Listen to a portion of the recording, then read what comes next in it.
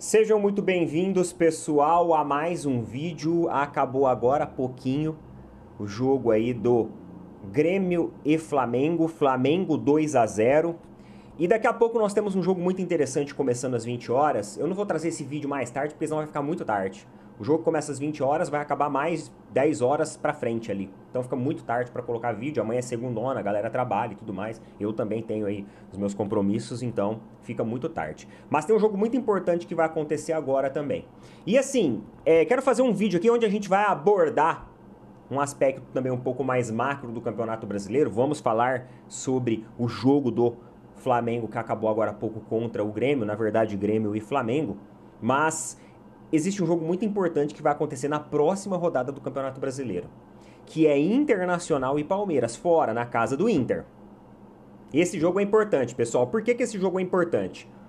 Porque dependendo do resultado agora que o Inter fizer contra o Fortaleza, o Inter ele vai subir também o degrau e vai lá pro topo da tabela, junto com o Flamengo e Palmeiras. Fortaleza também pode subir se o Fortaleza vencer. Também tem essa possibilidade. O jogo é na casa do Fortaleza. Então vai ser um jogo muito bom de acompanhar. Vai começar daqui a pouco, às 20 horas. Mas muita coisa pode acontecer. Neto, ainda é muito cedo. Eu sei que é cedo. Só que quando a gente tem jogos contra possíveis times que vão brigar pela taça, ele já se torna um jogo muito importante, mesmo sendo muito cedo. Então o Palmeiras tem um compromisso muito, muito importante. O Palmeiras, nesse final de semana, ele teve o compromisso importante contra o Corinthians ontem, porque ele tirou ponto do Corinthians. O Corinthians estava na frente do Palmeiras, ele tirou ponto do Corinthians, o Corinthians ficou para trás. E o Flamengo tinha também a lição de casa hoje, de mostrar para o seu torcedor uma resposta ao que aconteceu no meio da semana. Ah, a diretoria falou que está priorizando o Campeonato Brasileiro? Vamos ver então. Então tem que mostrar resultado no Campeonato Brasileiro. E aí fez esse jogo contra o Grêmio. E cara, eu tava lendo uma matéria lá no Globo.com, que eles estavam falando sobre o mercado do futebol em geral e falava também sobre o Flamengo. Que o Flamengo busca um jogador para ser um alternante com o Arrascaeta. E hoje nós tivemos a resposta do porquê eles buscam isso. Ah, Neto, mas pô, por que querem um jogador alternante? Porque o Arrascaeta, ele tem uma questão ali física que costuma atrapalhar ele quando os jogos se intensificam em um determinado momento da temporada. E como é uma equipe que vai disputar muitas competições, é necessário você ter um jogador como uma segunda opção, como um plano B. Até mesmo para você diminuir a carga e o estresse, seja ele muscular, desse jogador. Porque é um jogador que tem históricos de lesões e é um jogador que tem um potencial assim absurdo, independente, pessoal, de rivalidade, independente de eu ser palmeirense. Eu falo pra vocês que eu acho o Arrascaeta um dos melhores jogadores do mundo.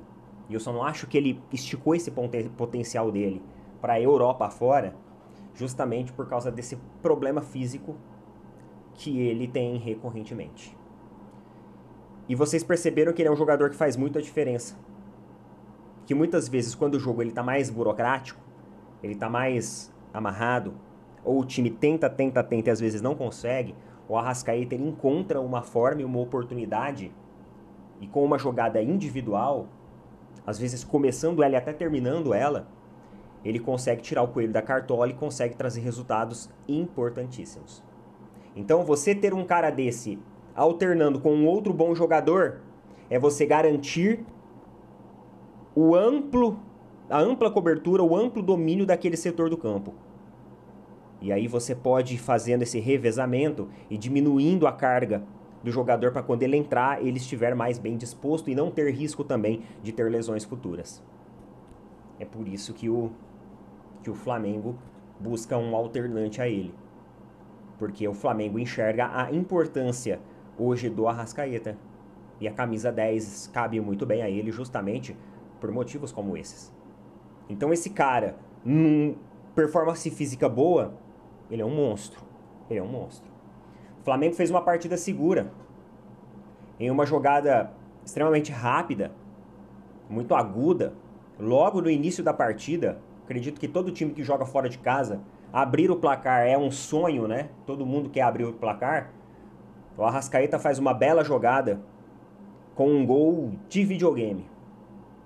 Tava até conversando com o Wildevan, parceiro nosso aí da Tribo da Sorte. Ele falou assim, cara, foi um gol de jogo de videogame. Um gol de jogo de videogame. Um belo gol, onde o Arrascaeta, ele basicamente deixa comigo que eu resolvo.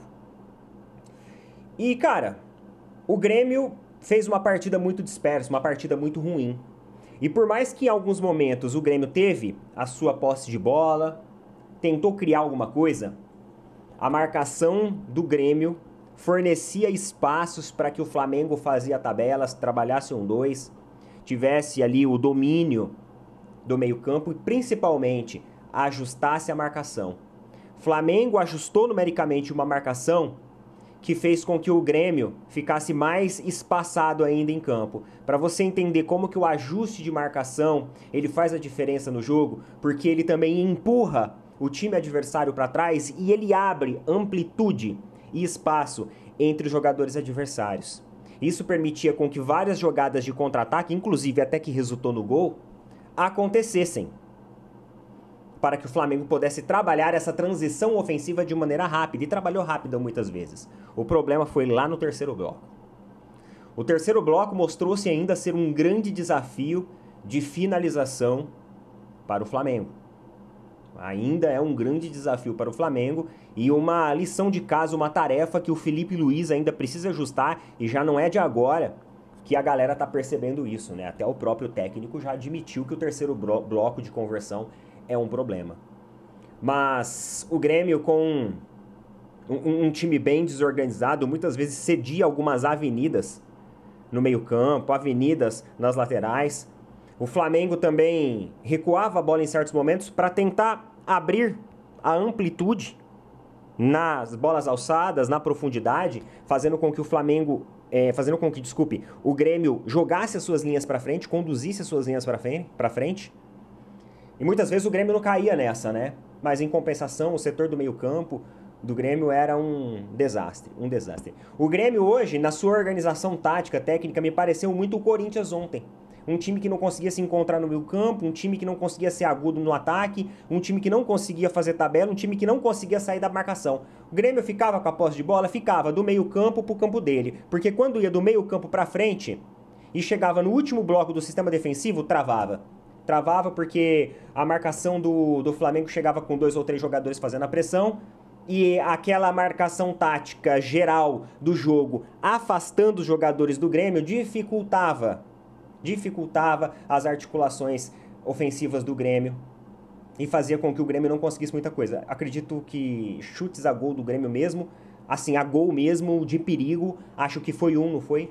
Que teve ali uma boa defesa, né? Uma defesa muito bonita, inclusive, que o Rossi fez logo no final do jogo. E aí, o segundo lance, aproveitando também do espaço de transição, aproveitando da amplitude frouxa de marcação do Grêmio, que foi cansando. Porque, cara, quando você tem jogadores também com amplitude larga em campo, você exige que o cara corre mais para cobrir espaço. E aí chega no final, fisicamente o Grêmio tava acabado. Tava mais acabado do que o Flamengo. Tava mais acabado do que o Flamengo. Naquele momento ali, o Arrascaeta busca aquela jogada primorosa e faz o segundo gol. Muita gente achou que o Arrascaeta ia tocar pro lado, né? Passar pro lado, que eu acho que o Bruno Henrique vinha em condição. Eu achei que ele ia fazer isso. Mas ele resolveu chutar. E fez bem, porque se passasse pro lado, a chance de perder aquele gol era muito grande. Então foi uma decisão inteligente ali do Arrascaeta de ter visto a oportunidade ali no canto, tirou a bola do goleiro, fez a lição de casa e simplesmente ficou muito à vontade com a marcação do Grêmio. Então a marcação do Grêmio ela foi tão ruim, que ela deixou espaços confortáveis para que alguns jogadores do Flamengo chutassem a gol, como o caso do Cebolinha, que também tentou chutar a gol. E foi isso. Foi isso. Vamos para a tabela do Brasileirão agora? Flamengo, primeiro lugar, justamente por critérios de desempate, né? Então, Flamengo, primeiro lugar, por critérios de desempate, 7 pontos. Palmeiras, segundo, 7 pontos. Juventude, terceiro, 6 pontos. Vasco da Gama, quarto, 6 pontos. E aí o quinto colocado tá com 4 pontos e o sexto colocado com 4 pontos. Ou seja, é o Internacional e o Fortaleza. Então é por isso que esse jogo de agora, que vai começar daqui a pouco, ele é importante. Para ver como que vai ficar aquele início. Próximo jogo do Flamengo, se eu não me engano, deixa eu ver aqui. Já vou confirmar para vocês. Próximo jogo do Flamengo contra o Juventude no Maracanã, já no meio da semana, dia 16. Não tem rodada da Libertadores essa semana? Eu achei que tinha. Dia 16. Próximo jogo do Palmeiras, vamos ver.